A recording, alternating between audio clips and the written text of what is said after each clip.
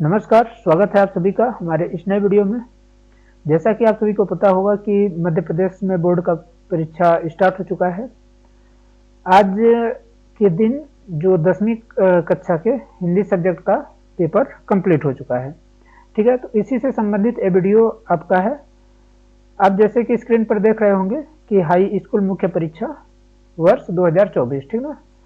ऐसे ही आपका पेपर रहता है। मैं पूरा आपको पेपर दिखाऊंगा कि आपका पेपर कैसा आया था इस बार का 10वीं का हिंदी विषय का, और आपके उसका आंसर भी आपको बताया जाएगा। तो आप लोग इसमें लास्ट तक बने रहिए।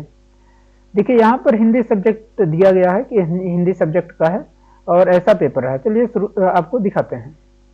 ये देखिए, जब आप सबसे पहले जो पेपर रहेगा उसका सबसे फर्स्ट पेज में ये देखिए सेट डी है, ठीक ना। तो इसलिए सेट डी यहाँ पर आपको दिखाई देगा सबसे ऊपर में। यहाँ पर सीरियल नंबर रहेगा, ठीक है। ये जो दिख रहा है ये सीरियल नंबर है और यहाँ आपको रोल नंबर डालना है।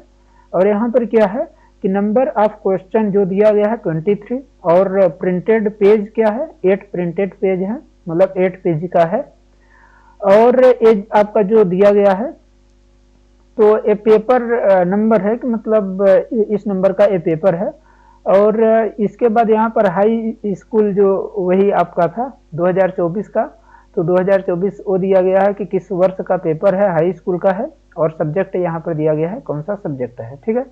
यहाँ पर आपका दिया गया है टाइम और यहाँ पर मैक्सिमम मार्क, ठीक ना। मैक्सिमम मार्क इसमें आपको नहीं दिख रहा होगा, वो है 75 नंबर, ठीक है। अब देखिए यहाँ पर आपको निर्देश नीचे दिया गया है, ठीक है। एक सेकेंड, हाँ, यहाँ पर आपको निर्देश दिया गया है। यहाँ पर लिखा है कि सभी प्रश्नों के उत्तर लिखिए, ठीक है। आपको सभी प्रश्नों के उत्तर लिखना है। यहाँ पर बताया गया है कि 1 से 5 वस्तुनिष्ठ प्रकार के प्रश्न हैं जिनमें एक एक अंक है और कुल कितने हैं, कुल 30 अंक निर्धारित किया गया है। यानी 30 अंक आपके ऑब्जेक्टिव के रहेंगे और 30 क्वेश्चन रहेंगे, ठीक है। इसके बाद 6 से 17 तक के है लघु उत्तरीय प्रश्न।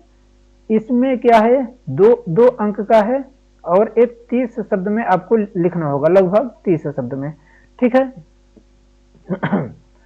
और इसके बाद क्या दिया, प्रश्न क्रमांक 18 से 20 जो दिया गया है वो लघुत्तरीय प्रश्न है। वो ऊपर वाला अति लघुत्तरी था, ये लघुत्तरी है, ठीक है। इसके लिए 3-3 अंक दिया गया है सभी के लिए और 75 शब्द सीमा दिया गया है, 75 शब्द उसमें आपको लिखना है, ठीक। और यहाँ पर दिया गया है 21 से 23 क्वेश्चन विश्लेषण प्रकृति का रहेगा ये, यानी आप इसको निबंधात्मक भी कह सकते हैं। ये चार अंक के रहेंगे आपके। 120 शब्द में आपको इसको लिखना है, 120 शब्द सीमा इसमें दिया गया है। चलिए दिखाते हैं सबसे पहला प्रश्न। सबसे पहला प्रश्न दिया गया, निम्नलिखित विकल्प का चयन कर लिखिए। इसमें दिया गया है प्रश्न क्या है, कुहासा का अर्थ है।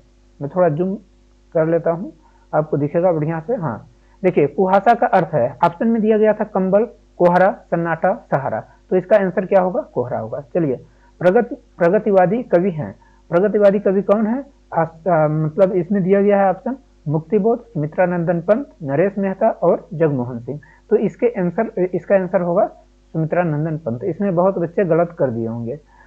इसके बाद क्या है कि नेताजी की प्रतिमा की ऊंचाई थी। तो नेताजी की प्रतिमा की ऊंचाई कितनी थी, इसका आंसर होगा 2 फुट, ठीक।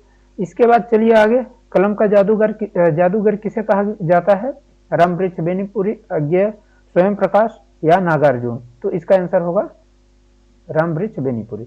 इसके बाद सुरसारावली के कवि का नाम क्या है, सूरदास, कबीरदास, मैथिली शरण गुप्त, नागार्जुन। तो जैसा कि आपको नाम से यहाँ मतलब पता चल रहा होगा कि इसका आंसर सूरदास होगा।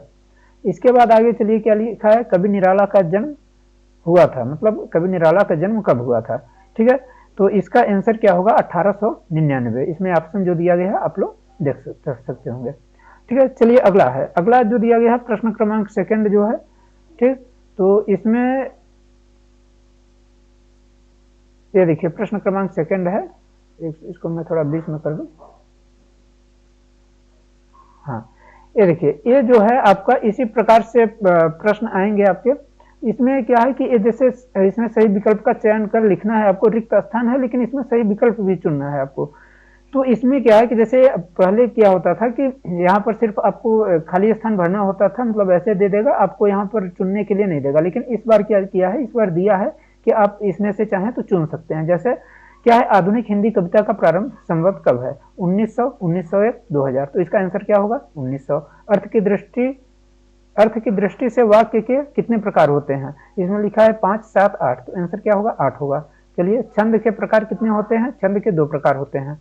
ठीक, इसके बाद क्या लिखा है? वल्लभाचार्य, यहाँ पर लिखा है वल्लभाचार्य के गुरु थे, यानी किसके गुरु थे? यानी सूरदास के। ठीक है, इसके बाद दोहा छंद की प्रथम एवं तृतीय पंक्ति में कितनी मात्राएं होती हैं? 13-13। रस के कितने अंग होते हैं? 4। ठीक है, आपको पता होगा कौन कौन से अंग है। चलिए आगे चलते हैं। यहाँ पर आपका जो दिया गया है शिव पूजन सहाय। शिव पूजन सहाय क्या होगा? माता का आंचल। ठीक है, आप इसको मैं थोड़ा, हाँ अब दिख रहा होगा।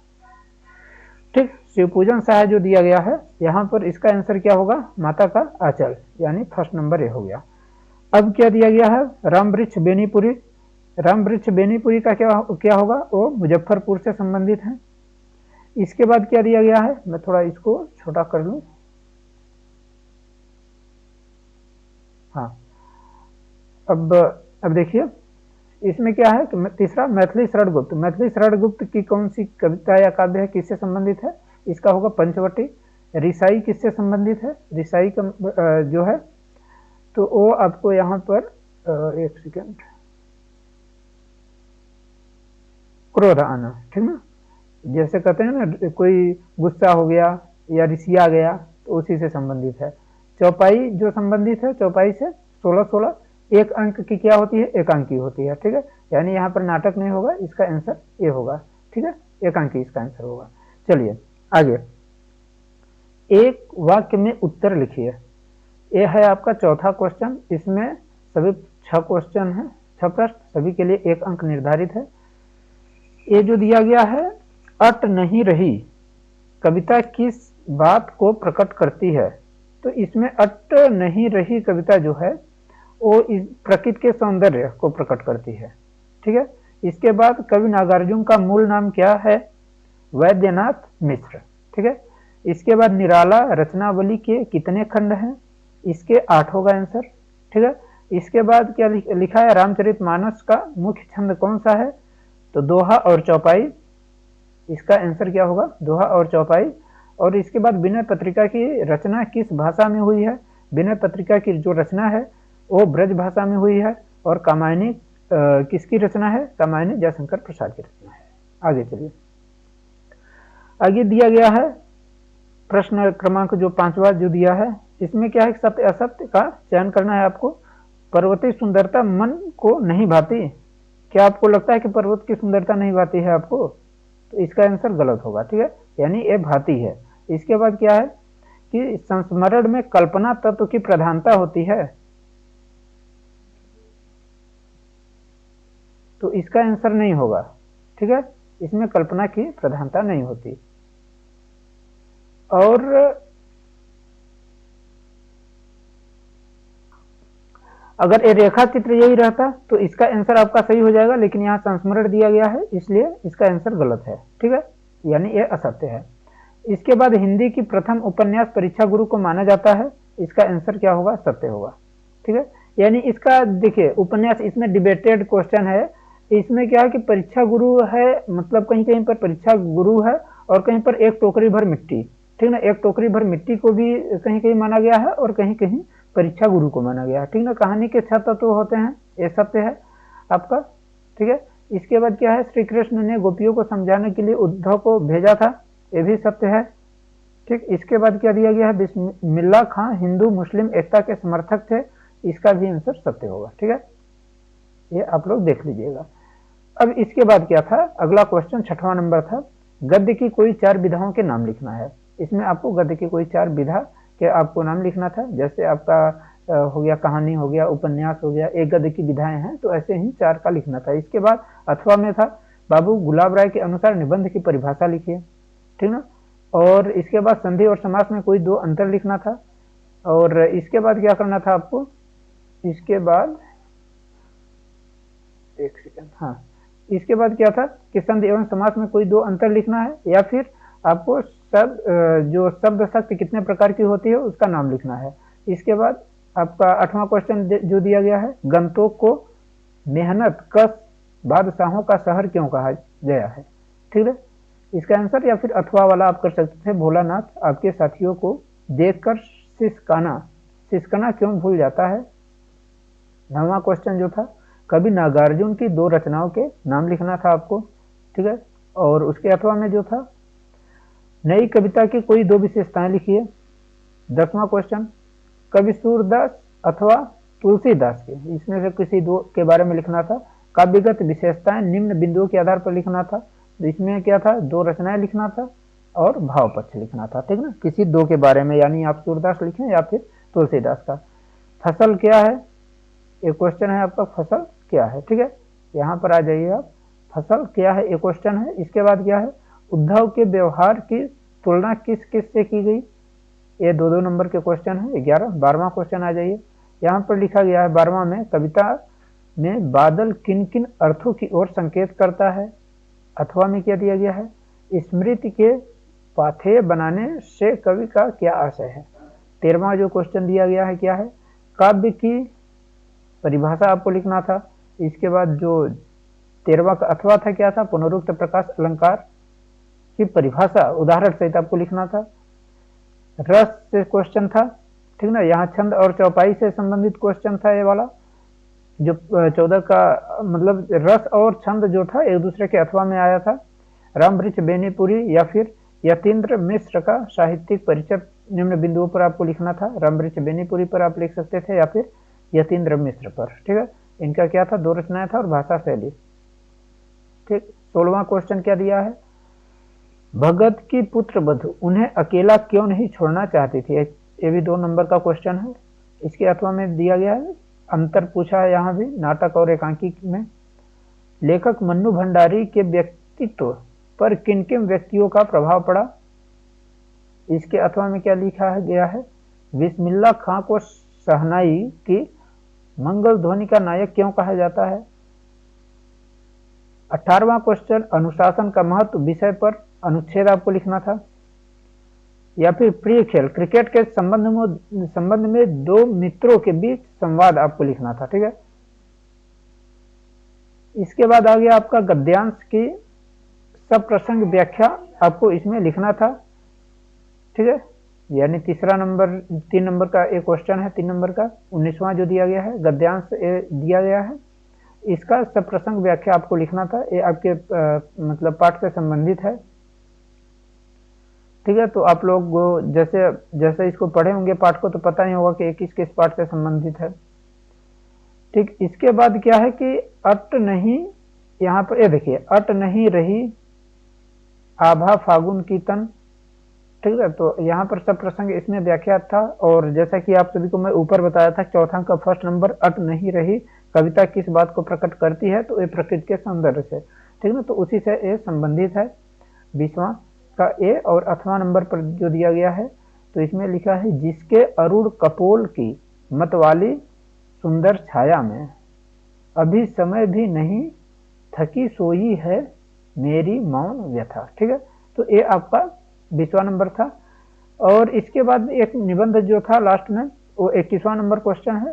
ठीक है, निबंध 4 नंबर का प्रश्न था। इसमें रूपरेखा के लिए 1 नंबर निर्धारित रहता है, और उसके बाद जो निबंध रहता है उसको लिखने के लिए 120 शब्द जो दिया गया है, इसमें से किसी एक के बारे में आप लिख सकते हैं। ठीक है, और 22वां नंबर जो क्वेश्चन था वो क्या था कि आपने अपने जिले के जिलाधिकारी महोदय को परीक्षा फल में हो रही ध्वनि, मतलब परीक्षा काल जो जैसे मान लीजिए पेपर है, उसमें ध्वनि विस्तारक यंत्रों पर रोक लगाने के लिए आवेदन पत्र लिखना था। इसके बाद अथवा में उसी में दिया गया था कि अपने प्रिय मित्र को अपने भाई की शादी में सम्मिलित होने के लिए प्रपत्र लिखना, यानी पत्र इसमें लिखना था। इसमें गद्यांश का अपठित गद्यांश है, इसको पढ़ करके, जो एक गद्यांश है इसका पढ़ करके उत्तर देना था। ठीक है, यहाँ पर उपयुक्त शीर्षक आपको लिखना था कि इसका संबंधित मतलब कौन से ये जो गद्यांश है। ठीक ना, तो इसका अपठित गद्यांश में जो शीर्षक होगा तो एक किससे संबंधित है?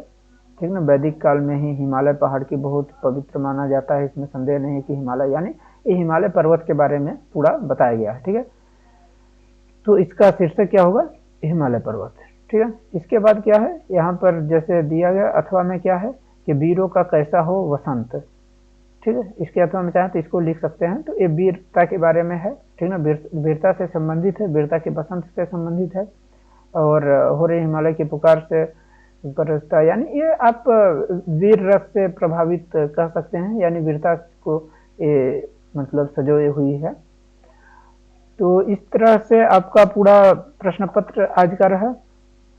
आशा करता हूं कि आप सभी का प्रश्न जो होगा तो सब बन गया होगा और आप लोग बहुत अच्छे नंबर लाए होंगे, ठीक है।